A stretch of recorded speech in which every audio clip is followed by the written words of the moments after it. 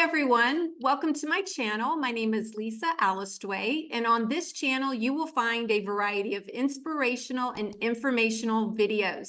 So if that sounds good to you and you haven't subscribed, please subscribe. Today it is my honor and I am very fortunate to have the legendary bodybuilder Lee Priest on my show. So I just want to start off by welcoming the blonde myth, Lee Priest. Oh, thank you. Thank you. Yes. Do you like that nickname?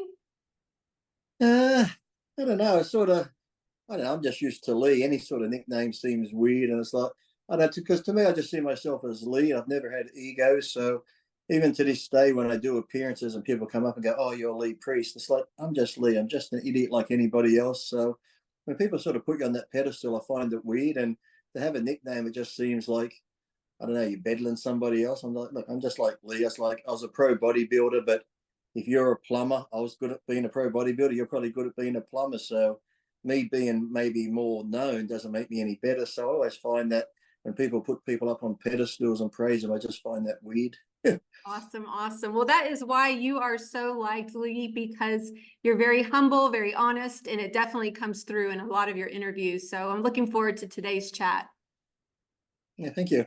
Yes, yes. So I am somewhat new to the bodybuilding world. I kind of got into it over the pandemic, and I have been going down some of the rabbit holes, learning about all of the different players and all of the different politics and drama that goes on with the bodybuilding world. And one of the things that I came across about you was a press conference, a Myster Olympia press conference with Wayne D'Amelia.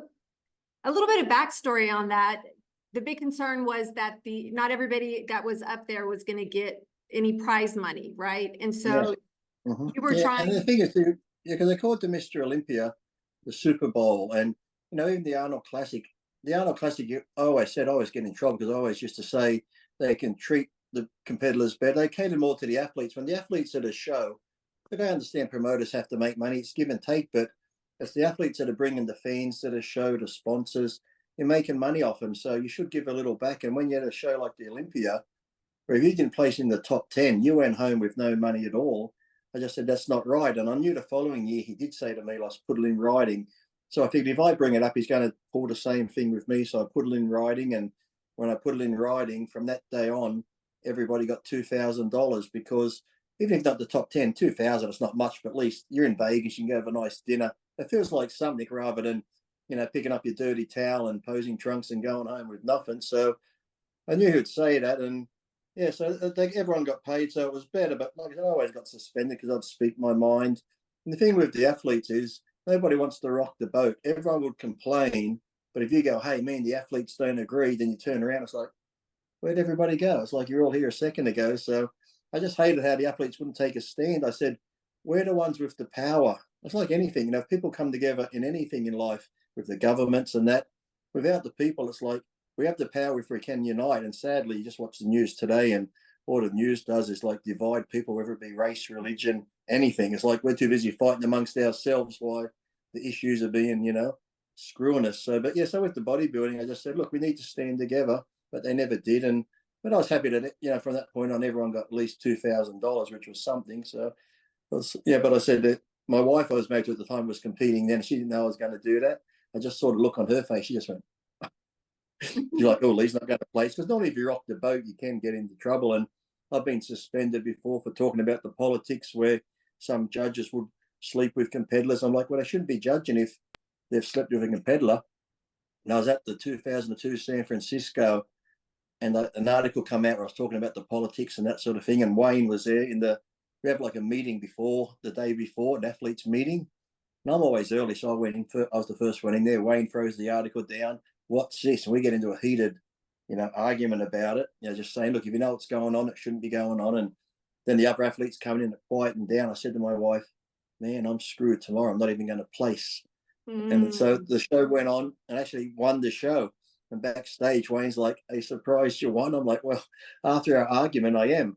He goes, no, Lee, I'll tell you one thing. He goes, I like you because you'll say stuff and do stuff. He goes, but I can suspend you. And that will scare the other guys. So when you ask me, why do I do what I do? He's like, I know you might kick up a stink, but the other 100 guys are going to do what I say. So That's why I always just said the athletes had the power, but just say, like I said, the egos come back into it. I know when I was suspended a couple of times for a year here, a year there, rather than be like, oh, we should stand with Lee, and that was like, oh, Lee's been suspended, great, I can move up a place. So it's just that sort of mentality. So Have any of the bodybuilders of that time come to you and say, you were right, Lee, we should have stood no, up? even like even that day, or even like when the article come out in magazines, I'll be at an expo, we agree with what you're saying, and I'm like, then why don't you stand with me? Oh no, I'll get in trouble. I said, no, if one person like me does it, it's easier to get in trouble. I said, at that athletes meeting, like for the Myster Olympia, if we're in there and we say, look, we understand promoters make money and all this, but we as athletes, oh, sorry, someone's trying to call. I'll No try to get a it. No one ever calls me, only when I'm doing, okay, can't even get rid of it. I send it to voicemail. There we go. Yeah, so normally when I'm said to the athletes, I said, listen, it's a day or 2 days before the biggest show. If we say, listen, all we want is this, this, and this, if we don't get it, we're not going to walk on stage. They're not going to cancel the show. You know, people have come from all over the world. They got sponsors there and everything. So I'm like, if we all just stood together, but as I said, there's just no unity in people coming together. So that's why I'd always get mad later on when I hear them complaining. I'm like, well, you could change it, but you don't want to. So why are you complaining? So Right, right. You were definitely, thinking ahead for future generations. And I think that was and I was told all the time, Lee, just shut your mouth. You're making good money. I said, okay, I am making good money. Even back in the 90s, I was probably making like 20,000 a month from sponsors and whatever. And then you get prize money on top of that. But it's like, it's not about me. I said, the guys who are coming like 10th, 11th, 12th, they're training just as hard as me. The guys at the top should be standing up for the other athletes who aren't making the money and stuff, because, to call you a professional athlete, you should be able to make a living from the sport you're doing. So I said, if the guys at the top don't stand up for the other people down near the bottom, nothing's ever going to change. Because, it was like, well, I don't need to say anything. I'm making good money. And I was too. But I said, it wasn't about that. It's about everyone on that level playing field making money. So everyone's sort of happy, We're all training just as hard. We're all doing the crazy diet, sacrificing. You're not going out, you're missing out time with your friends, family, whatever. So, but some people, like I said, they're just so narrow-minded. It's like, no, I'm okay. So why should I do anything? So do you think that today's generation of athletes have it easier because they have more chances to make side money off of social media Exactly. and so forth? Exactly. Because back then, like, what we always talk about, there's always debates which era was better. And back then, you could see a lineup at the top 10, easily anyone could almost win, because the competition was so great because of that. Because back then, we didn't have YouTube really. We didn't have Instagram. There was no way to make money or monetize anything else. All you had was the magazines and supplement contracts. And if you did well at shows, then promoters would pay you to be a guest at their show and give seminars, so you'd make money that way. And to keep your contracts, you had to do well in contests or always come in looking great. And then if you're going to get a magazine contract or be on the covers of magazines, you always had to be at your best. Whereas now, like I said, people are not so, I wouldn't say they're lazy, but because there are avenues to make money elsewhere, I don't think they got that fire and hunger in them, where it's like back then it was like do or die. You got to perform, you got to be on every time. Whereas now, if someone goes, oh well, I only got fifth, but I can make thousands over here on YouTube and stuff. So I think it's different that way. Yeah. Yeah, we're definitely living in a different era where you have people like Sam Sulek, who's never competed, and he is making bazillions off of Exactly. social media. Oh, And yeah. so, yeah, and I know you met him. He'd be making more than some of the pros. It's like, Yeah. But how do you feel about that for the sake of the bodybuilding world and just knowing that people can still For me, it monetize? doesn't bother me, because if someone's going to follow him and that, it's like, he's just a kid filming what he does, training and that. I know some of the other people go, it's not right, because it's like anything. It's like in boxing now, you see all these guys who have trained their whole life to get these fights, and some guys never get that big shot or never get that big prize money. Then you'll get someone similar to like a Jake Paul comes along, who's never really been a fighter his whole life. He comes along, he's a celebrity, he's got that name on, YouTube and that, he gets these fights where they're paid millions, but yet someone who's probably been boxing from a young age, boxed all their way up somewhere, never gets that same opportunity that he does. So I can see where there's two sides to it, where people like it or hate it. So So I have a question about the risk of the sport. And obviously there's risk in any sport you do, whether boxing or Yeah. football, everybody takes a risk. And so bodybuilders definitely have their risks. Mhm. You've talked about some of what you have done with your supplements and Yeah. gear use and so forth. Mhm. So how do you, what's the word I'm trying to think of? How do you, well, what do you think about just the steroid use and the risk that you've taken? Well, I've never liked it. I never liked steroids. Well, so it's one of those things. It's like a thing you have to do, but I never liked it. Like from the age I started competing at 13, I won my first 3 contests at 13, and from 13 to like 19, before I went to America, I never touched steroids. It's like I was just natural. I won the Mr. Australia without them, and people are like, "Oh, you got such good genetics. Why did you take them?" And I'm like, "Well, once you get to the point of being professional, pretty much in any sport, you can have the God-given talent or genetics, whatever you want to call it, and be really good. But now, going into professional ranks, I'll be competing with other people who have the same good genetics.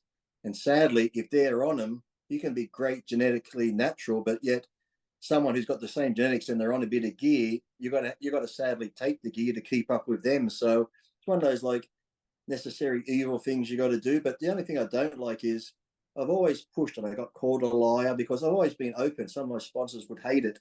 I never said I was using it. I'd say this is what I've used. And like if I was using testosterone, I wouldn't go over 400 milligrams. And I know there's young kids out there who take 1,000, 4,000 a week. And I'm like, what are you doing? Because their mentality is more is better, more is better. So it's like I said, I always used it, but I never abused it. And then back then too, we came off, like we might do a couple of shows February, March. So it'd be 3 shows almost back to back. I'd be on it for 12 weeks or so up to those shows. But when those shows are over, I'd come off for 5 months until I started getting ready for the Olympia. But nowadays, like they call it bridging and cruising, where they'll stay on it, do a big high dose leading up to contest. Contest is over, they'll come down, but just do a lower dose. I said, that's just crazy. You need to come off it, let your body clean out. But now it's like I said, sadly, they put the cart before the horse. I was all about training and eating. And I always tell people, go as far as you can naturally, because why put drugs into your body and slow down your own natural progression? Or if you're young, these young guys that take it, I'm like, why are you taking testosterone when you're in your late teens, early 20s? Your testosterone should be booming. Why would you want to take a substance, even though it's testosterone? You're going to shut down your own natural system. But because they read so much online, and when I tell people I take 400, they go, he's lying. And I know, I said, why do you think I'm lying? Well, I'm taking 1,000. I'm not as big as you. I said, so you think that's the difference? Because you're taking 1,000 and you look like that. Because I'm bigger than you think I must be taking 5,000? And that's the mentality of it all. Because back then, you'd see an odd steroid article in the magazines, but it wasn't talked about. We didn't care. Like all the pros I knew, I had pros live with me. Not once did we ever discuss steroids, because what they use and what I use is totally different. It's like different foods. Some people respond better to carbohydrates. Some people prefer a higher fat diet, low fat, higher protein. We're all different. So now it's like, what were you taking? What cycle were you on? It's like, I say, if you took the exact cycle of me or Dorian Yates or Ronnie Coleman, you think you're going to look just like them because you're taking the same drug thing. And sadly, now that's all you see on message boards, these young kids, steroids this, steroids that. I'm like, if you're thinking that way mentally, to me, you've lost it. As soon as somebody asks me a question and the first question is steroid, I'm just like, mate, you ain't got it mentally, because it should be more about the training and everything else. And I said, I always tell people, like, I want to be pro and this and that. I said, listen, if you go into a gym and that's what you want to do, because when I got into bodybuilding, I just wanted to look like He-Man. I never wanted to compete. I never wanted to be a pro bodybuilder. Just that I started training when I built muscle. People are like, have you ever thought about competing? I'm like, no, not really. I'm a bit shy. I don't want to get up on stage in little underwear type things. And then my mum's like, you'll never do it. But I did. And then I just enjoyed it and keep doing it. So I tell people, listen, it's good to have goals, but to be professional, even be Mr. Olympia, that's like you're talking about the top 1%. I said, listen, just go to the gym, train, enjoy it. I said, if you have what it takes, you'll start building muscle. It's like anything. Some people can pick up a ball and be naturally gifted to play ball. You just see those people that have the talents, anything they do, it's like, wow, he's going to be good at that. So if you go to a gym and things start coming easy and you're developing easy, that's sure. And you've won a few shows naturally, and you get to that point where you're going to maybe turn pro, then maybe think about it. But to take it from day one and just start pumping it in, I just find it crazy. And I'm just so like, so many people that just use it now who'd never compete. they want to do it. I say, what? Some people say, what do you want to do it? Because all my mates are on it. I'm like, it's like crazy. Or some people just do it because they want to go to a music festival and look shape for it. I said, if you go to a music festival, you just go on a good diet, you can get lean, because people don't realize sometimes it's all an illusion. My heaviest I weighed was like 285 pounds, 135 kilos. So when I diet for a show, I compete about 210. I'll drop like, 65, 70 pounds. And in doing so, people will be like, oh, Lee, you're getting bigger. I'm like, I've lost 40 pounds. But the illusion of once you start to see the definition, the joints get smaller and the muscle looks bigger.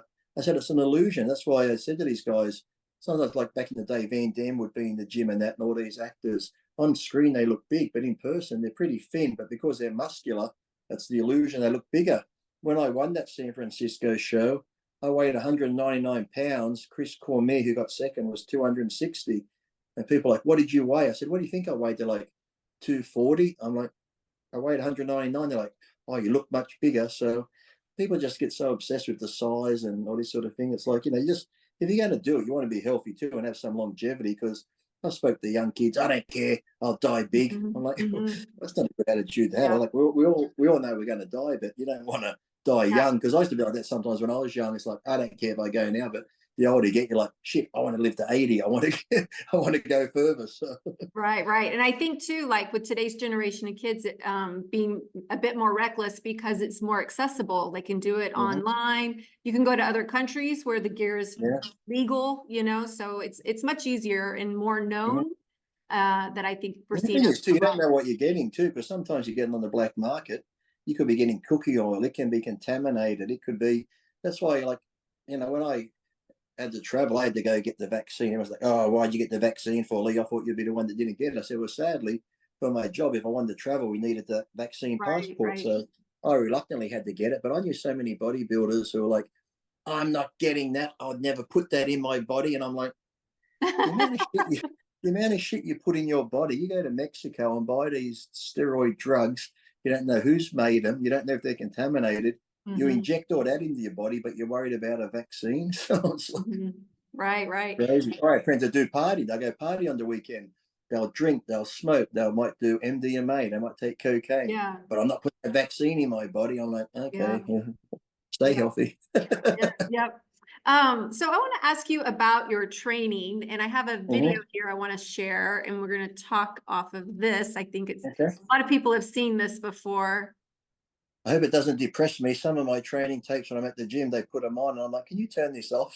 Do you know that this is your bulking and cutting? Yeah, that was when I was really heavy. I was about 275 there, yeah. And there I was about 215. So look at it, when I'm 215, you'd think I look bigger there than when I was bulked up. So every time these come on the gym, people go, Lee, this is inspiration. I look up and go, oh, fuck, I'm depressed.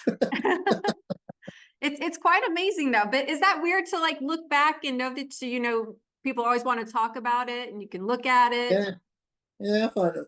Like I said too, it's weird because even in my mind sometimes I forget like that there with that. I'm not even about the haircuts, but that flat top, that was 98. But in my mind sometimes I think, oh, it's only like 8 years ago. Then I'm like, oh my God, that's that long ago. It's like the other day, I'm going to Russia next week for a seminar and that. And I had to fill out the visa thing, and I'm starting to scroll back for my birth year. I'm like, geez, how far back? 72 years? Yes. So on the bulk phase, and you're putting on the weight, how does that feel? Is it more miserable, that feeling, or the feeling of the dehydration and the starvation of the cutting phase?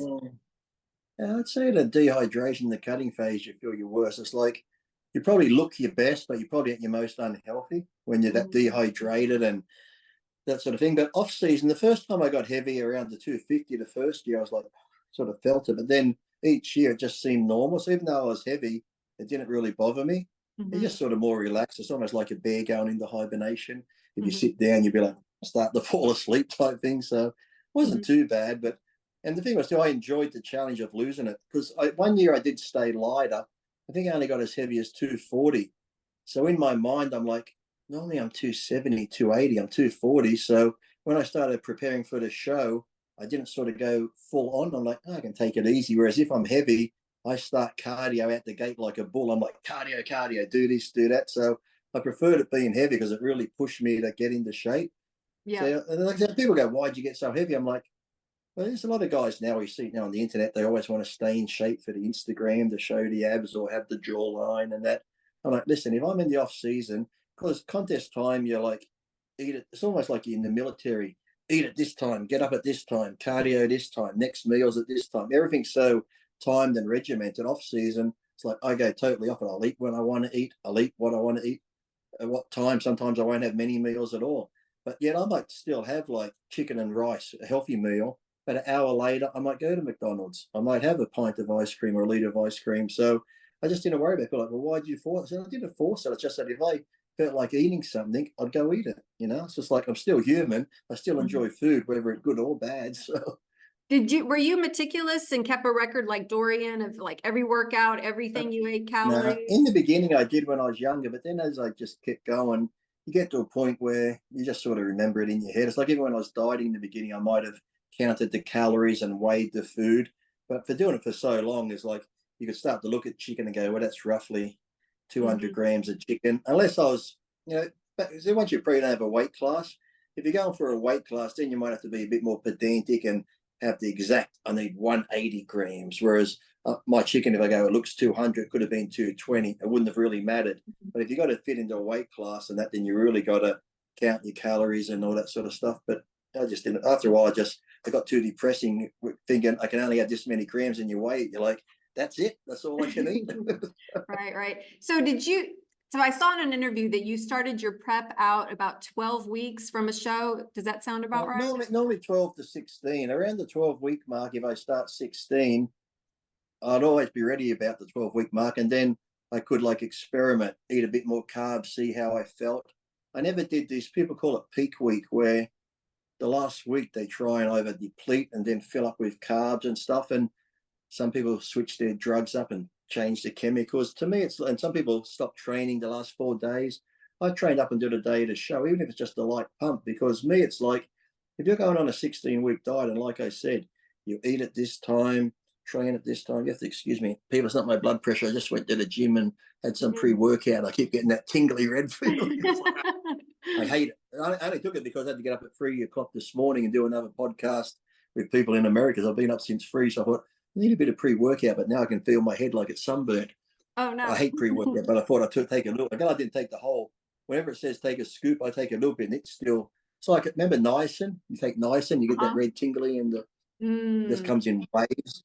Yeah. So when as I say, back with the dieting, if I'm like doing 16-week dieting and it's like breakfast at this time, you eat the same food, you're training at the same time, and your body just becomes accustomed to that. You're like a fine-tuned machine. It's like this robot: eat, train, eat, and then. But the last week, all of a sudden, you change your eating style, you stop training. Like I said, people take different drugs. Your body goes into whack because you're so fine-tuned.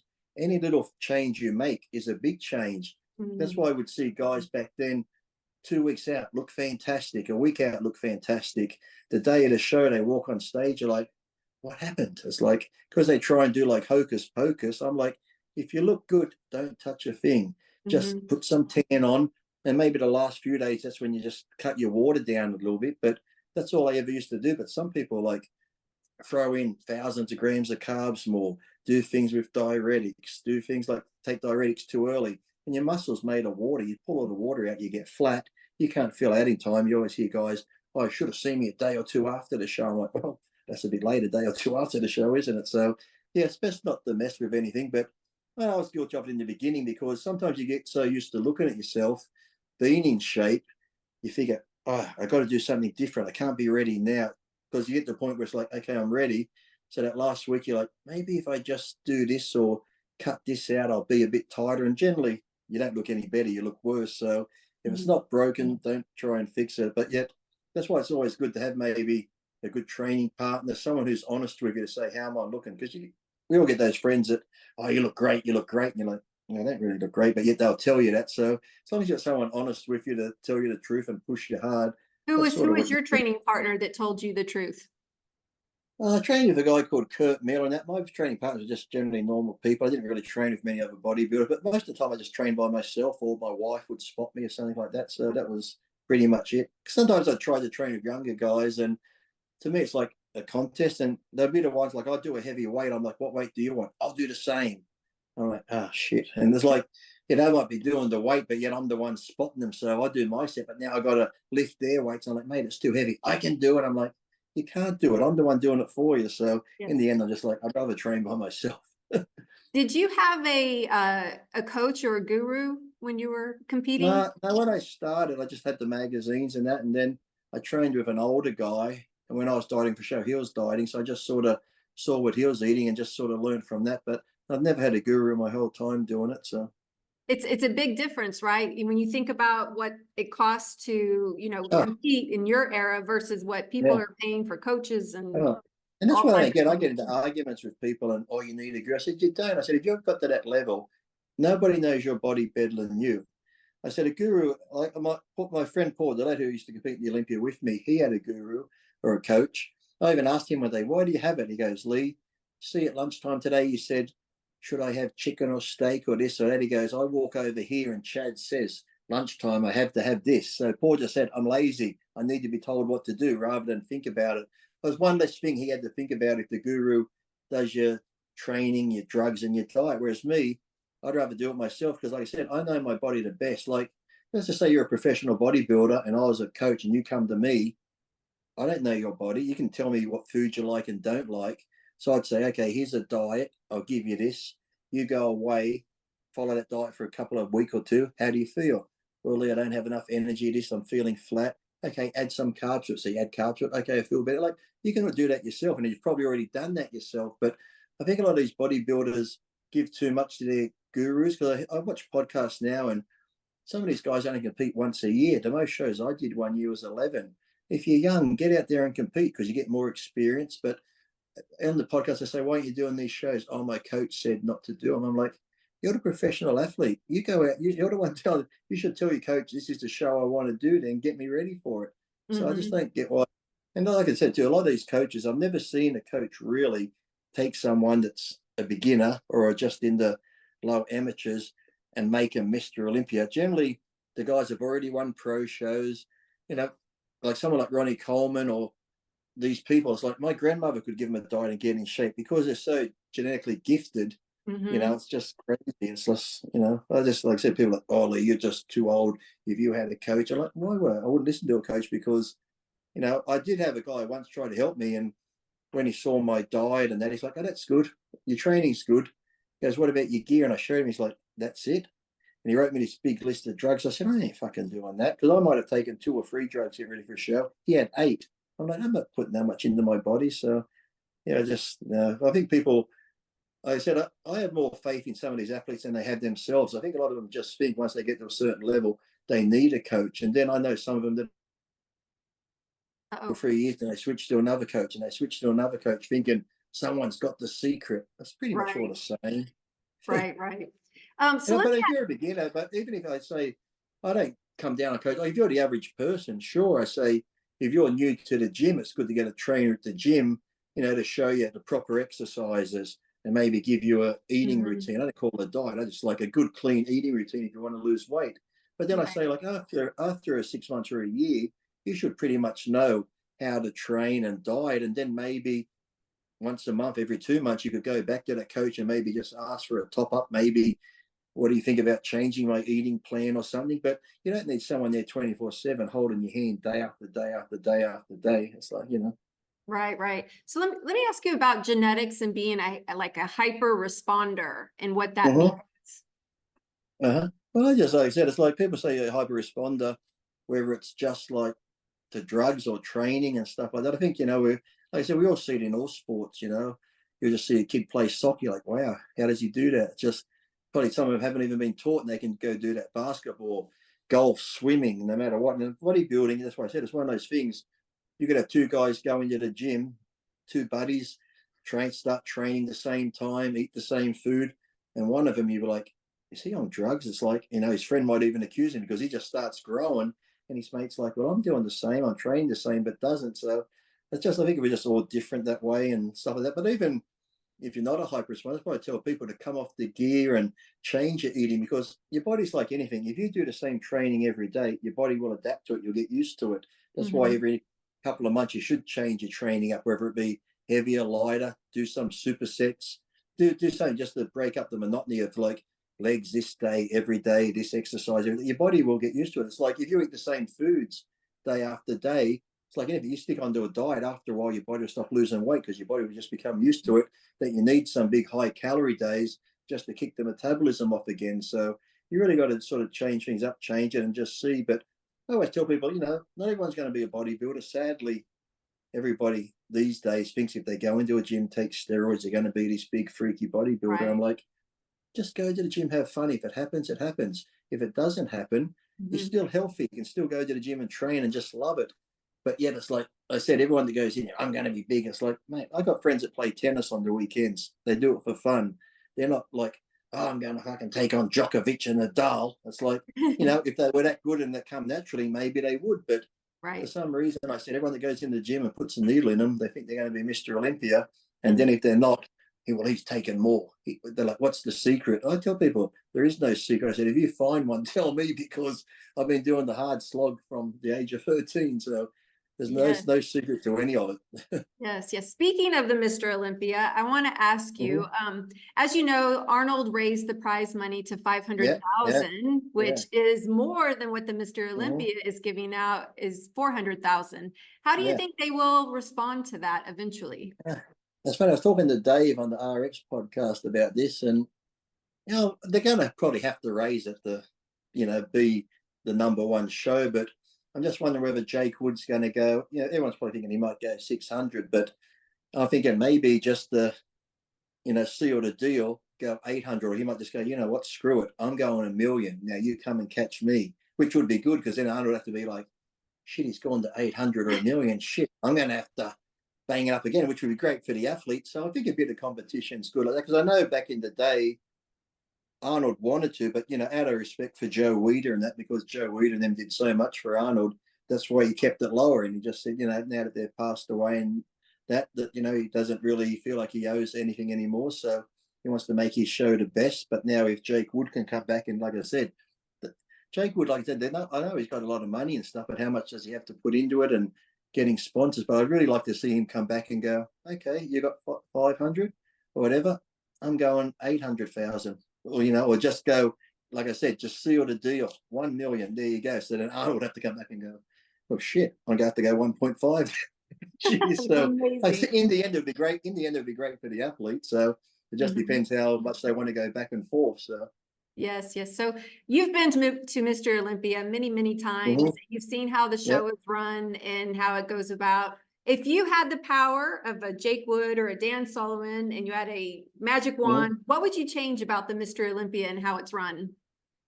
Generally the lighting, because back in the day, a lot of shows had a black screen and the lighting. I know they try and light stuff for internet and stuff like that. They need to learn that, doing that can wash bodybuilders out, because sometimes people don't look in shape, but they are. But lighting plays a big effect on people. The shadows or too much of bright light can make you look like, did that guy die? But then you'll see him backstage, the guy's shredded. So things like that. But I think they're doing a pretty good job now. Back in the day, the athlete was sort of a second thought, but I think they've come a long way now, because we used to go to some shows and they wouldn't even have water for the athletes backstage.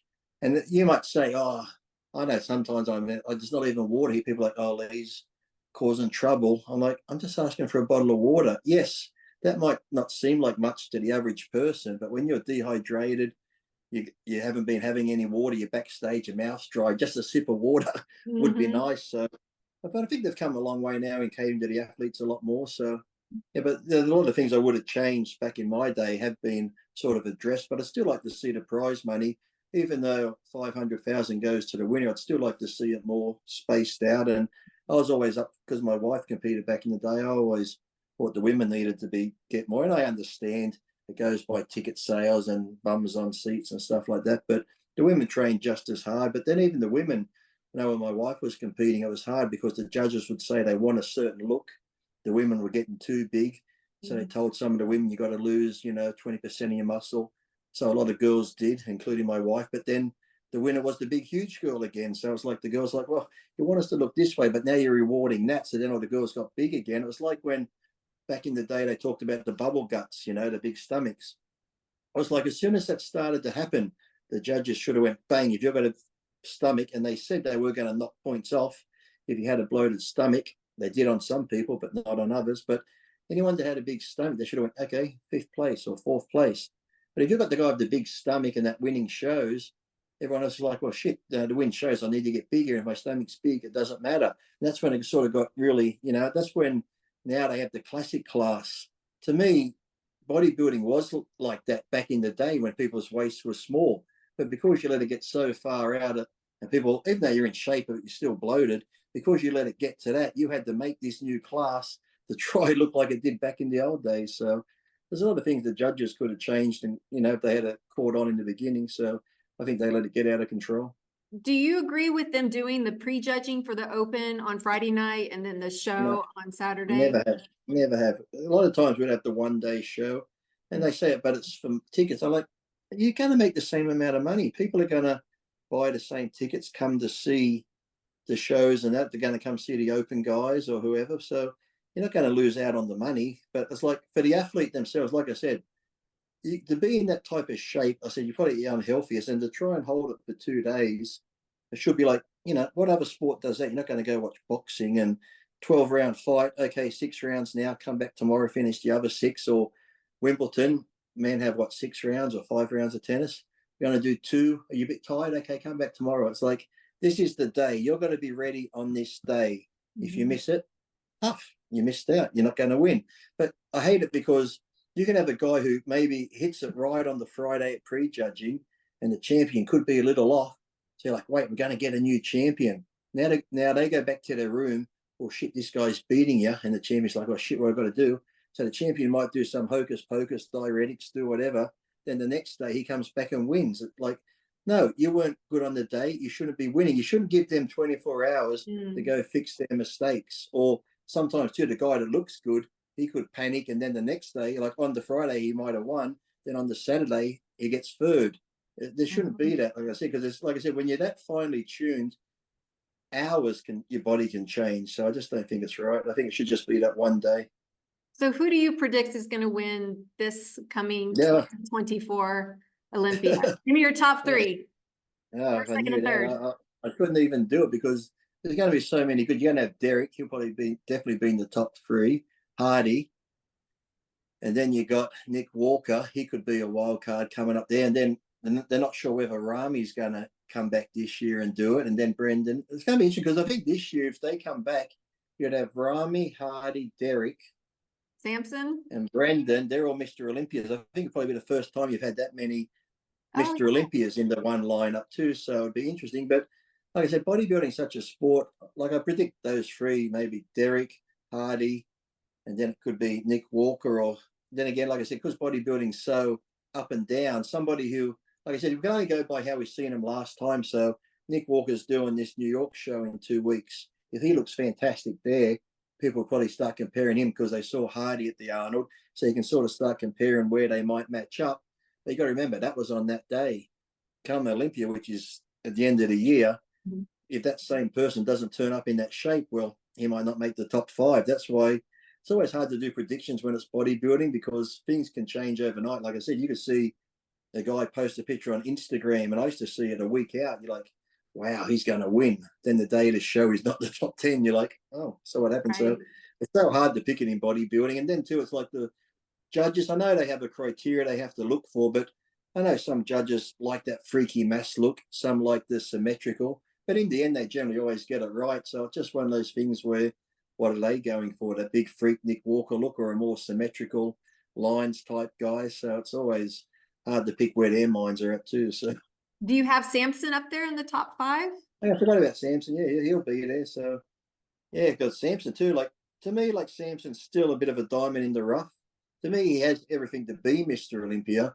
It only comes down to that almost like mature look. When you see Hardy, it's like back in the day, Dorian. They just have that different mature look to the muscle, that real hard granite look, which comes with time. Some people, like myself, got it earlier and stuff like that. But I think once Samson nails that conditioning and gets it right, he could easily win the Olympia too. So would it be this year or next year? Who knows? So it's going to be interesting. But I don't like it like that too. Whereas before, when it would be like, oh, if Ronnie's in it, Ronnie's going to win, or Phil Heath's going to win, it sort of takes that excitement out because then it's like, okay, they're going to win.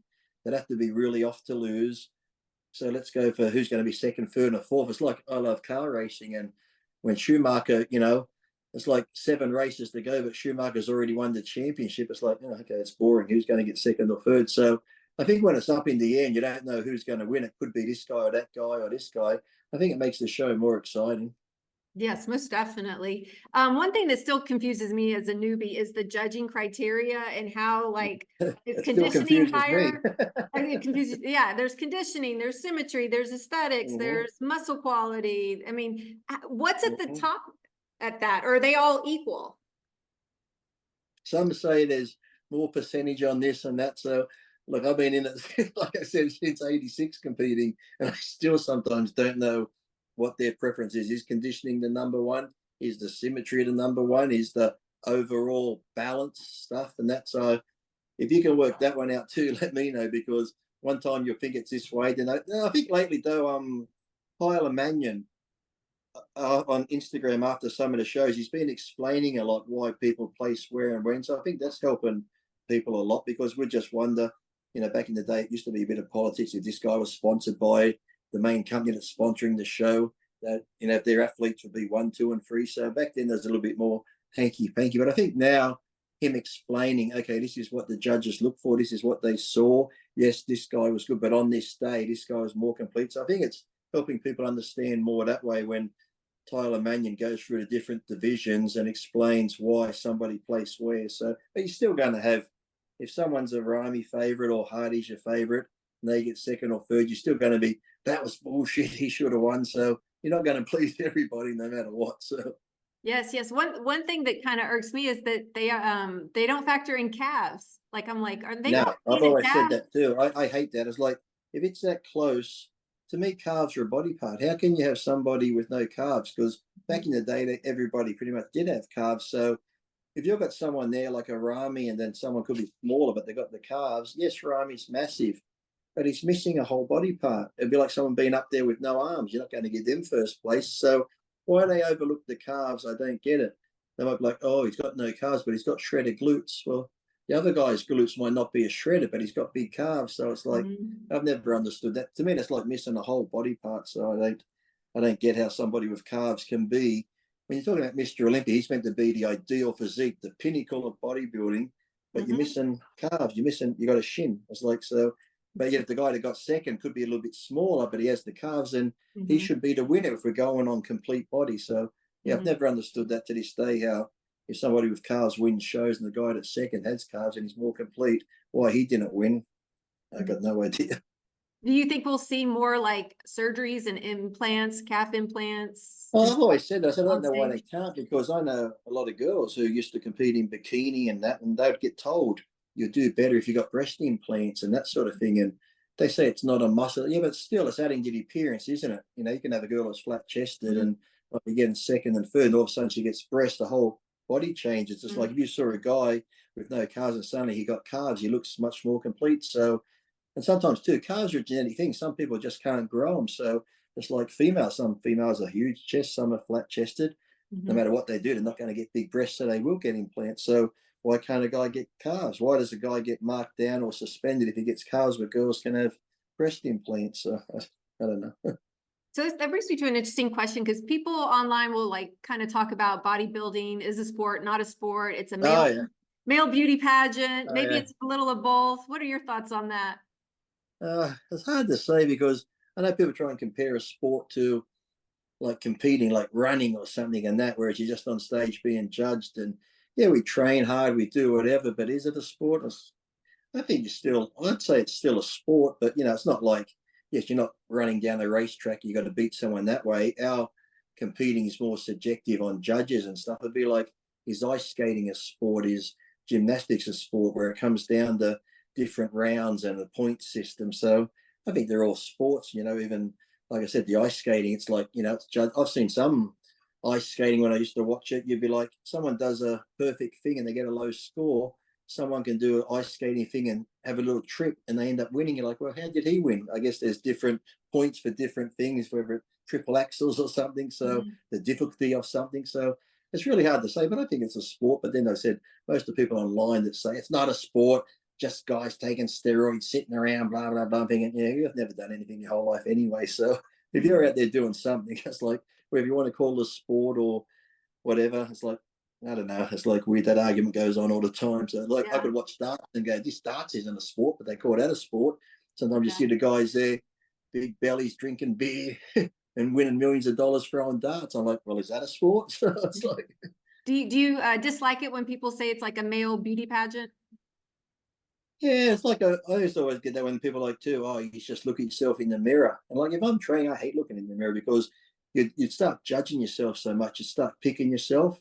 Whereas people will be like, oh, you got big arms, Lee. If I look like you, I'd have them out all the time. I was like, no, you wouldn't, because when I was like 13, I'd wear a tank top, like, look at me, I got a little bit of muscle. The bigger I got, the more I covered up because I didn't like being looked at. And people find that weird. They're like, you go on stage and that to be looked at. But I said, well, at a bodybuilding show, that's what I do for a job. I compete on a bodybuilding stage. That's what the judges are judging on. But in real life, I don't walk around like, look at me, look at my muscles. I'd rather be covered up and not draw attention to yourself, even though people can still see you might be big under the clothes and stuff. But yeah, so, but even like I said, even if you're training, I'd explain to people, some people use the mirror as a thing just to look at their form, whatever. But I can like tell people, when I was squatting like 700 pounds, you're looking in the mirror, but it's like, yes, I see myself in the mirror, but I'm not like, oh, Lee, you look good, you look strong. It's like I can see an image there, but I'm so focused on the exercise. It's almost like an out of body experience. Yes, I see an image of someone going up and down, but I'm not like computing it's me, or I'm not like, oh, glorifying looking at myself. It's just there, but you're not really going like, oh, fuck, I look so good. Look at me, I'm strong, the bar's bending. It's like you're just looking at yourself. You're in this zone of just lift the weight, lift the weight. So, yeah. So people go, oh, you just look at yourself in the mirror flexing. I'm like, if you're doing that, you're pretty conceited. But I see more people who aren't bodybuilders doing that because I'll be in the gym, I'm covered up. I see these young kids or whatever, they got their phones filming themselves. Then I see them looking over and they're like flexing their arms and they're doing this and they're this big. And I'm thinking, mate, I give you credit for, I'm thinking, I never did that. Sometimes photographers would hate me because like I'm pretty shy in person. So if we went to a gym that week, I'd take your shirt off for the photo shoot. I'd be like, no. It's like, why? I said, there's too many people. I don't want to be looked at. They're like, are you serious? I said, yeah. I said, pick another time or pick another gym. I just don't want to be that center of attention where people look at me like, oh, what's he doing? So when I see young kids today and they're always flexing in the mirror, I'm like, I give you credit for, having to go to them. I'm like, well, what are you looking at? That's interesting that you say that you're very shy, because I think you have a very big personality and it definitely comes through online. You're online. It's like I said, I can be on this podcast and talk normal. You'll see me on other podcasts and people are like, fuck, that Lee's a raving lunatic. I'll be swearing, going on, saying some of the most off-color jokes. So it's like, people don't know really. Like I said, I'll fit into a podcast and be normal. But then on another show, if that's the theme of it, where it's almost like, I used to love Howard Stern in America, the radio shock jock.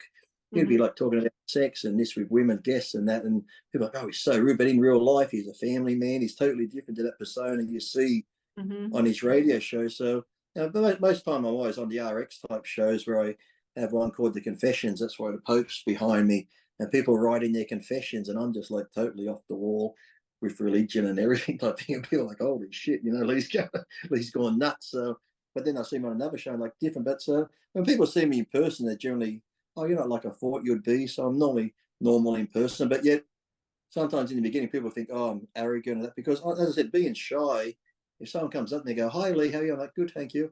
And that's it. I'm like, okay. Then I don't talk. And they're like, oh, he didn't talk much. But I'm like, that's just because I'm shy. If you keep talking to me, I'll keep the conversation going. But because I don't really know you and I'm shy, once you say hello, and I'm like, oh, hi. I'm not going to keep going, oh, how are you? It's like I just sort of shut down. But if they keep the conversation going, I'll keep talking to the point where they're probably like, I wish you'd shut up now. So, so you're also very comedic and you have a very fast wit. What has been your inspiration or favorite comedians, and where does that come from? I used to be one Bobby Collins that used to go into the gym, and there was one called Bobby Slayton. They were like, I think Bobby Slayton, they did like a couple of episodes. He was like on The Simpsons, and they were pretty raunchy. Even when I was younger, Eddie Murphy back in his early days was pretty, or Richard Pryor. But lately now, it could even be like someone like Ricky Gervais, just says the most off-color things, and you're just like, oh, fuck, you shouldn't have went there. But or Jim Jeffries, the Australian comedian.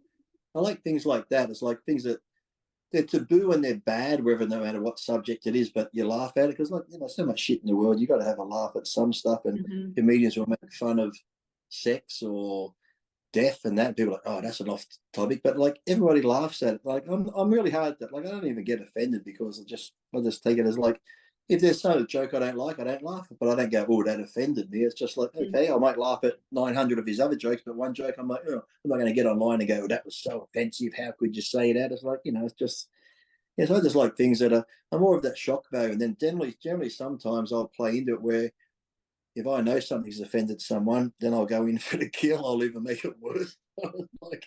like I said, people are like, Lee, don't you have a line? I'm like, I don't like setting limits. Why have a line? If there's no line there, I can't cross it. So That's pretty cool that you're very, I don't know, just very honest and courageous and not afraid to speak your mind. I think a lot of people are. it's got me in a lot of trouble, but I just like, that's who I am. It's like, I'm not one of those people that's going to be fake and be a certain way just to appease people. It's like the friends that I have now are friends who know what I'm like, whereas I got friends who, if they're with me, they might act a certain way. Then when they're with another group, they got to act a certain way, or these people won't like them. I'm like, look, they're not true friends. If you can't be yourself, why bother trying to fit in with these groups? Or you have the ones who, like, I know, like, I've had some where they might be my friend, but when they go to this other group, oh, that Lee's a bit out there, we don't like him, then they'll be like, yeah, I don't like him either. Like, they'll say that just to fit in with the group rather than be like, if I'm friends with you and I went somewhere and someone goes, oh, I don't like her and that, I'd be like, she's done nothing wrong to me. I like her. I don't have a problem with her. Just because you don't like her, I'm not going to not be friends with her until something bad happened or they mistreated me. I got no problem. So that's always the way I've just been. I always just tell people, be yourself. And if people don't like you for who you are, they're not really worth knowing. So. Very good. So let me ask you about like mental health and bodybuilders. And it's definitely been a topic where I think we've reduced the stigma and people are getting more help and people are talking about their feelings and situations. And so do you think that like the IFBB, the Myster Olympia are doing a good job with helping support bodybuilders and their mental health? I think so, but I think it's one of those things that's like a personal thing. Wherever the IFBB can help you, or you need to get help with your family or friends and seek someone that way. But then too, it's like over the years, I've definitely known a couple who've had mental health problems, but then I hate the ones too that it's almost like, sadly now, when you see crime happen, the mental health thing comes out. It's almost like a get out of jail free card. He's got mental health problems or she's got mental health problems. Like, yeah, but that doesn't excuse what they did. None of us are perfect. None of us are right in the head, but we don't go around beating people up or killing people and stuff like that. If you're doing that, yeah, you do have some mental issues that, really need looking at. But I think today it's like people can be like, they might have mental health issues just because of a comment on Instagram, or it's almost like kids these days who will be like, oh, I'm depressed and I'm this. I'm like, why are you depressed? You're a young kid, you're living it at home, blah blah blah. It's like, I didn't get the new iPhone. Oh, so you're a spoiled brat. You're not really depressed. It's just because you didn't get your way. So I think there's two sides of it where there are, yes, proper mental health issues out there where, like I said, some people feel down, whether, it could be a chemical imbalance in their mind or whatever. Some people could take too many steroids and that can affect people. But sometimes now I think there's just so many where it's more of they didn't get their way or they're spoiled and, that sort of thing. Mum didn't let me go here, so I'm going to go kill myself. All of a sudden they got mental health issues. They want to kill themselves because their mum wouldn't or dad wouldn't let them go out. It's like, there's that side of the thing too, where I just see it so much online with even like the bullying stuff, where the government's like, we're going to spend all these millions on bullying on, stopping off Facebook. Like, you're never going to stop it. We were young. It was, you'd say it in person, sticks and stones, but you'd always have the ones that would look at you, maybe a fatty or give you name calling, but no one ever really cared or got upset by it, and just didn't hang out with those people. But online, I'm always like, Facebook, Instagram, whatever. If you go to the settings, let's pick Facebook where a lot of kids are on there. You have a 14-year-old kid and he's got 5,000 friends. I'm like, how do you know that many people? But in the settings, it says, who can see my page? Friends and family. Who can write to me? Friends. And you control the settings. If you're getting all this abuse and bullying online, block them. Go into your settings and make it so the only ones who can communicate with you are friends and family. You don't have these random people you don't know where if you put up a picture, someone goes, oh, you look like a whore. It's like, your friends and family aren't going to say that. If someone's saying that, block them or go to your settings. So if they say, you don't know this many people, come on. It's like, I think so many now, I think people go for, they want to have this, look how many people are following me and stuff like that. I'm like, excuse me, why are you doing that? Because you don't know them. And if they're writing stuff like that, block them. So it's Yeah. crazy when I see them getting bullied online. I said, it shouldn't be happening. But to me, you know, I might be old school where I don't think kids under 14, 15 should have a smartphone. I think a I agree. phone, to call or text your friends or family or emergencies. But, you know, a smartphone, kids are on 24/7. They've got access to the internet 24/7. You don't need that. That's what's messing with their minds, because they're not sleeping at night. They're on their phones. It's like, if you're under 15, you have a normal phone. You can text your friend. You can call them. If you want to go online and you're at that age, do it at home on the computer where your parents can monitor what you're doing. Because even, like I said, sadly now where we become desensitized to violence or even porn and that, because I remember when I was young, I remember finding the Playboy under my stepfather's bed. I'm like, Playboy, take it to school. Look, friends, look. It's like, look at this. But now it's like, you go on any porn site on the internet, they're at these kids' fingertips. I went on one of them once, and you're like, there's this many categories. There's categories I've never heard of.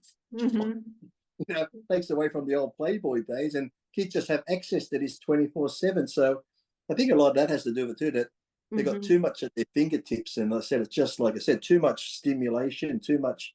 I said, there's good stuff on there. You can learn stuff and that, but there's also the bad side of it. I think they're taking in that bad. And if you're young too, you know, it's like, if you've got those people that do abuse you and stuff go on, they take that to heart. Or someone puts up a picture, nobody liked it. It's like, oh God, come on. It's like, there's more to life than this guy. You know, get out in the real world, talk to real people, you know, communicate face to face. Don't always be like this. Yes. And then you got AI coming, you know, who knows what that's going to turn into and how it would impact even the bodybuilding world. I mean, more deep fakes and I know, like, I probably won't even have to be here. It can just be an AI of me answering your questions. Exactly. I mean, 100 years from now, you could still be out there in your images and likeness. And I know. They're even talking about putting these chips in people's heads so they can do stuff. I'm like, oh, yeah, what could go wrong there? So I remember back in the days, it was Dick Tracy had a watch phone in the 50s. Everyone, that was garbage. It's like, people have watch phones. It's like, you know, sometimes I laughed. That was like, I laughed at the Terminator movie. We were like, it's like, you know, some of these things that we're always seeing in movies that we thought were far-fetched have all come to fruition. So I think, you know, sometimes, like I said, I love technology, but sometimes I think we're moving too fast and we're forgetting about how to live life in the real world, 100%. like the art of communicating, talking to people. When you see people out having dinner, they're all on their phones. I take my phone when I go walking in case there's a nice sunrise. I'll take a photo, but people are out there walking, just texting while they're walking, doing stuff. People sitting in the park rather than just relaxing, having a conversation. Like, I love going to airports. I love people watching in malls. You just sit in an airport and look around. I'd say 95% of people are all just doing. Like, on the plane, it must be murder for them because they're like, oh, I can't have my phone. That's why I laugh. As soon as that plane lands, all you hear is ding, ding, ding, ding. It's like everyone turns their phone on. It's like, oh my God, you flew from Newcastle to Sydney. It's an hour flight. What did you miss in the world of Facebook or something? What happened? It's like people are just so addicted to their phones. It's incredible. They need a detox for sure. No, exactly. You were saying that you're headed to Russia next week. Can you share a little bit about what that is? Is it related to bodybuilding? It's just a big bodybuilding show over there, and I'm going to be giving a seminar. So yeah, I haven't been to Russia since '97, but even something as simple as that, I'm going to Russia. I used to like you. Fuck you. You support Putin. I'm like, I'm going there for the bodybuilding, my fans over there. It's got nothing to do. That's why I hated when this whole war started, and even like the Russian soccer team couldn't go to the World Cup. I'm like, why punish athletes or people themselves? Because, like I said, you look at the majority of the time, wars don't solve anything.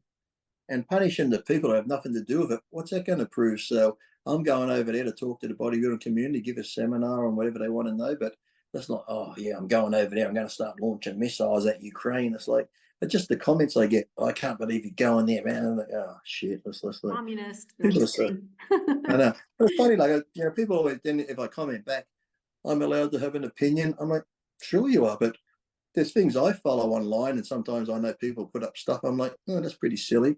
I just keep scrolling. You don't need to comment on everything and give your opinion on everything. And well, I'm allowed to, but I'm like, really? I said, say we're in a restaurant.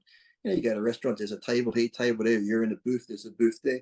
Sometimes you hear the conversation behind you, and you'd be like, that's a fucking talking shit. But you never turn around and go, listen, dickhead, you're fucking talking shit. That's a load of crap. No one ever does it in person, but yet online, because they're anonymous, let me tell you what I think. It's like, And calm they could down, be people. arguing with an AI bot. Like, it's not even Exactly. so I know. It's just like, I don't get it. It's like I said, I always laugh when they call these things smartphones.